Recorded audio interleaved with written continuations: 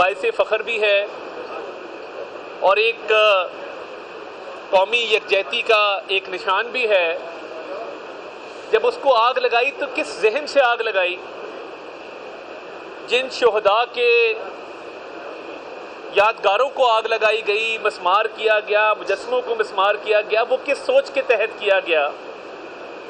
तो मामला ये नहीं है कि क्या किसी सिविलियन का ट्रायल मिलिट्री कोर्ट में हो सकता है कि नहीं हो सकता। मामला उस ज़हनियत का है जिसके तहत 9 मई के वाक़यात को अंग्रेज़ी में कहते हैं ट्रिविलाइज करने की कोशिश की जा रही है, उसको छोटा दिखाने की कोशिश की जा रही है।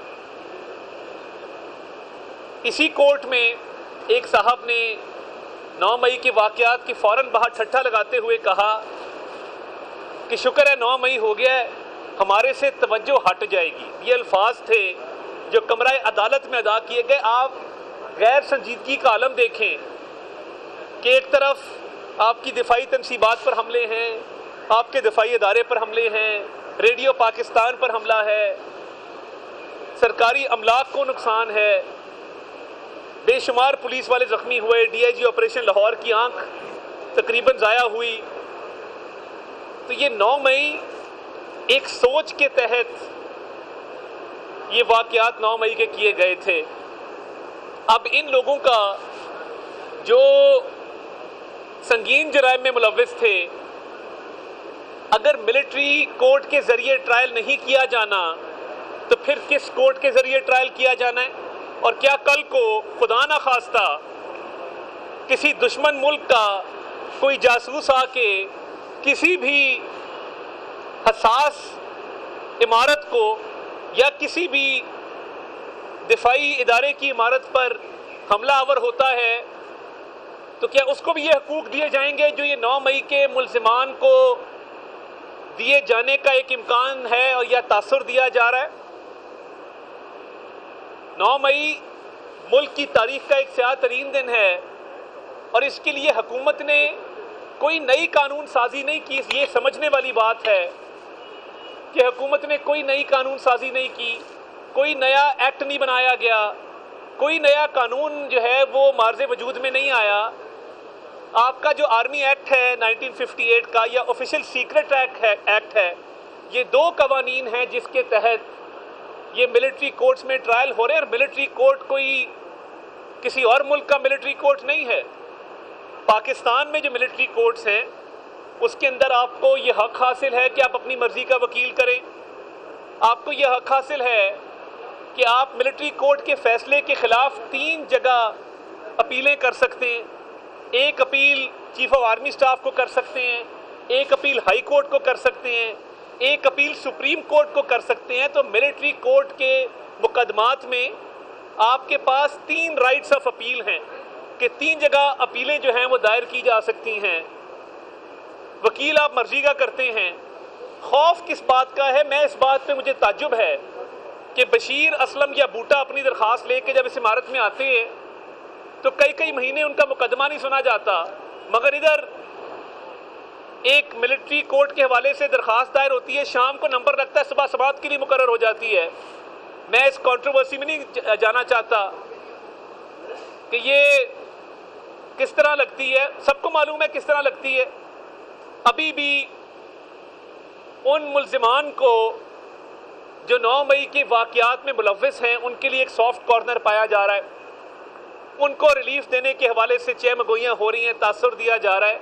क्या मुल्क में बाकी केसेस ख़त्म हो गए हैं कि 9 मई के मुल्ज़िमान के हवाले से मिलिट्री कोर्ट का आपने ये केस लगा दिया?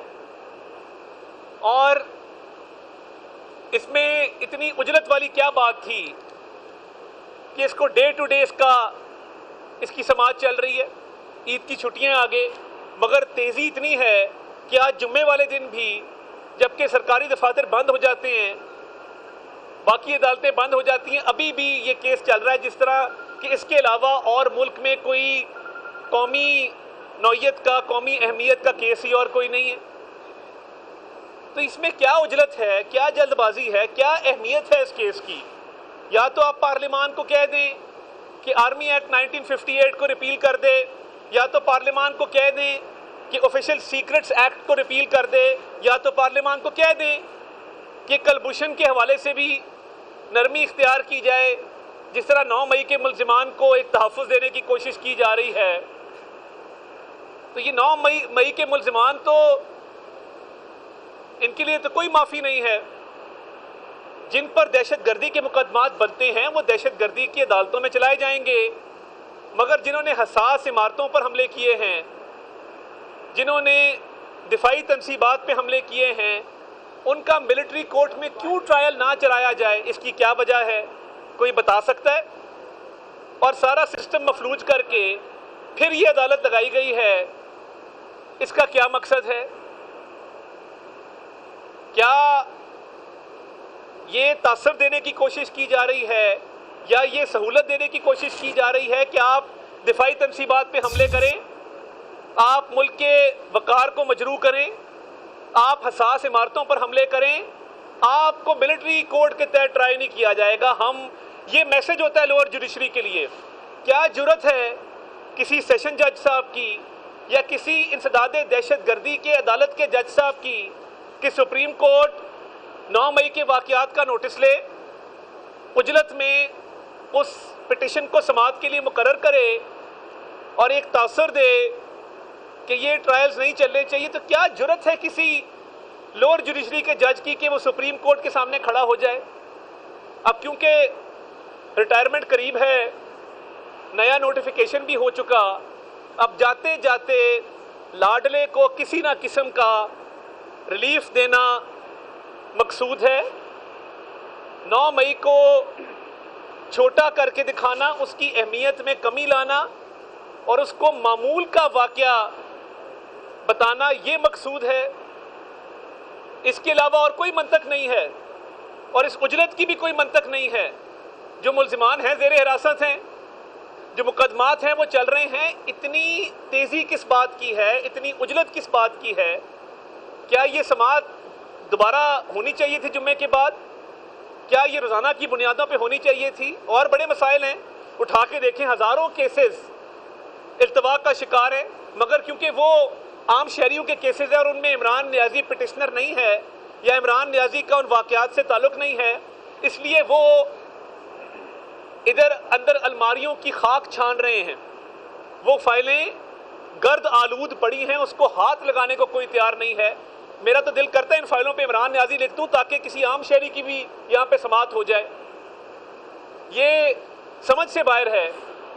और मैं इस स्टेटमेंट की भी, देखिए, एज अ पाकिस्तानी हम मजम्मत करते हैं कि कहा गया कि 9 मई हो गया है, अच्छा हुआ, हा हा हा, ये तो बड़ा अच्छा हो गया, ये हमारे से तवज्जो हट जाएगी। यानी आप कौमी सलामती को अहम ही नहीं समझते। कल को कोई बाहर का जासूस या दुश्मन मुल्क कोई कार्रवाई करे तब भी आपका यही रवैया होगा। ये बिल्कुल नामुनासिब है। और ये 9 मई के वाक़यात को मामूल के वाक़यात बनाना, उसकी अहमियत में कमी लाने की कोशिश करना, मुल्ज़िमान को तहफ़्फ़ुज़ देने के मुतरादिफ है। और ये मिलिट्री कोर्ट्स पाकिस्तान की मिलिट्री कोर्ट्स हैं। ये मिलिट्री कोर्ट्स पाकिस्तान की असेंबली के एक बनाए हुए कानून के तहत मार्ज़े वजूद में आई हैं। 1958 का ये कानून है। ऑफिशियल सीक्रेट एक्ट अपनी जगह एक कानून मौजूद है। तो अब बहस किस बात की है, मुबाहिसा किस बात का है? वज़ीर-ए-आज़म के मुआविन ख़ुसूसी अता तारर सुप्रीम कोर्ट के बाहर मीडिया से गुफ्तगू कर रहे थे।